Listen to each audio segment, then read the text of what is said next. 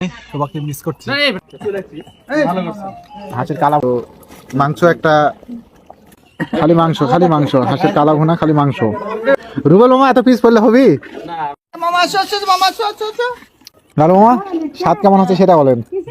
আজকে আমরা হাঁসের কালা ভুনা রান্না করছি। আর এটা হচ্ছে জহন মামা। জহন মামা আজকে কি কাকানি? হ্যাঁ, সেন কেমন বাড়াচ্ছে মামা? উটের মাংসের মতো। শখ ভাই, সেই কিসের মাংস? দাদু কাছে উটের মাংস, এখন আমার তাই কোয়া লাগবে, বড় ভাই প্রমাণিত হবে। তো দর্শক, আপনাদেরকে একটু দেখাই কাছ থেকে। এই পাশে মাংস রান্না হচ্ছে, পাখানে হচ্ছে জহন মামা। আর এই পাশে আমাদের ভাত কমপ্লিট হয়ে গেছে। এই যে এটা ভাত, এই ও সাইডে দা, হাতটা দিয়ে। এই যে ভাত আমাদের হয়ে গেছে। চাউল হচ্ছে বাসমতি চাউল, বাসমতি সুগন্ধ চাউল।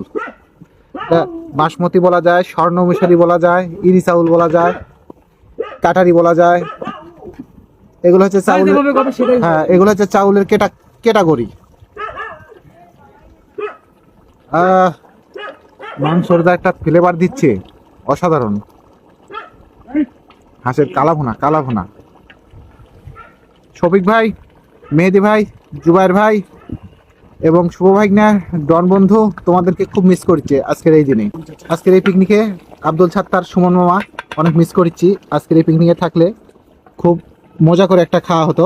হাঁসের 4টা হাঁসের কালা ভুনা হচ্ছে। তো মাংস একটা হেভি একটা সেন্ট বাড়াচ্ছে, আর মানে বল করতেছে, তরকারি মাখো অবস্থা। জন্মা, আলু কখন দিতে হবে? আলু একটু পরে। হ্যাঁ, মাংসের মধ্যে সে একটা কালার হচ্ছে মামা। আমাদের এই রান্নাত আরো একটা সিক্রেট জিনিস হচ্ছে, বাঁশের লার্কি দেওয়া ঘাটা হচ্ছে।